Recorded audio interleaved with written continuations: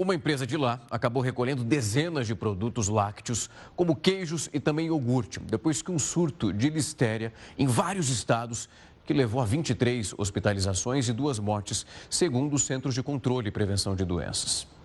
Para a gente conseguir entender de fato o que é esse surto, eu vou conversar agora com a Clarissa Barreta. Ela é professora e doutora em microbiologia de alimentos.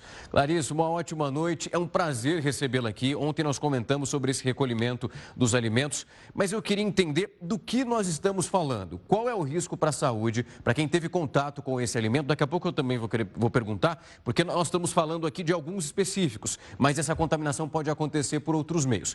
Mas para a gente começar o nosso bate-papo, do que nós estamos falando? Qual o risco para a saúde das pessoas que podem ser infectadas nesse momento nos Estados Unidos? Boa noite. Boa noite a todos que acompanham a Record News. É um prazer estar aqui. Então, o grande risco, trouxe até aqui um modelinho de Listeria monocytogenes.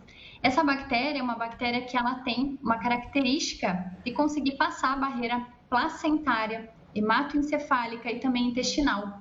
Isso faz com que ela seja especialmente perigosa para gestantes, pessoas idosas, né? Então, que tem um sistema imune comprometido, acaba sendo muito mais perigosa.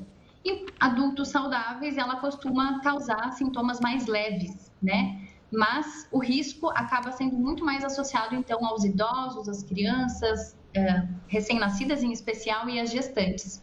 Quando a gente olha para essa contaminação, professora, eu queria entender um pouco dos sintomas. Eles têm um tempo, né? É possível esperar até quando eu estava acompanhando ali o que foi divulgado, inclusive um tempo longo, que chega ali a quase 2 semanas para alguns dos casos. O que esse paciente ele começa a apresentar depois dessa infecção?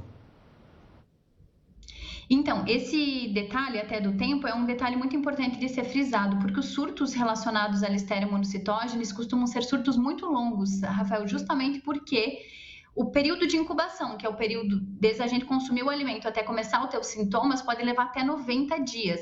Então, possivelmente, nesse surto americano, a gente vai ver novos pacientes ainda aparecendo. Mas, em geral, por exemplo, né, febre, alguns sintomas mais globais que podem até ser confundidos com uma gripe, indisposição, né, acabam gerando. Não são sintomas tão específicos, né, tão característicos, clássicos.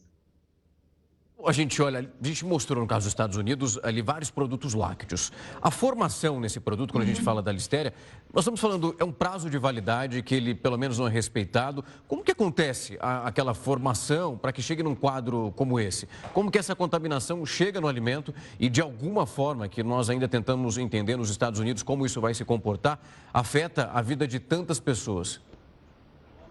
Sim, essa é hoje uma das bactérias, Rafael, que eu diria que são, assim, das mais perigosas mesmo hoje dentro da indústria. Por quê? Uma das características dessa bactéria é gostar do frio.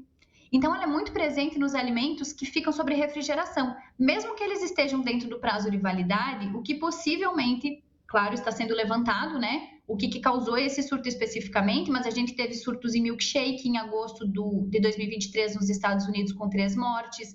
Tivemos surtos, né, em outros países com queijos e outros produtos como salmão defumado. Então, está presente geralmente nos alimentos que a gente chama prontos para o consumo, que são aqueles alimentos que têm uma vida de prateleira, em geral, superior a 5 dias.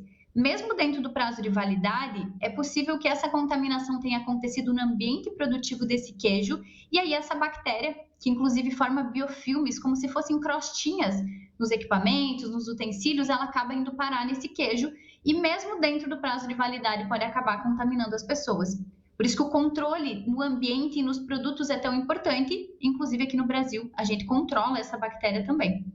Clarice, estamos de olho. Eu queria muito agradecer o tempo e a disponibilidade para vir aqui trazer alguns pontos e também esclarecimentos, entendermos o que está acontecendo nos Estados Unidos e também um alerta que é sempre necessário quando a gente olha para o bem-estar, não só nosso, mas também de todos que nos rodeiam.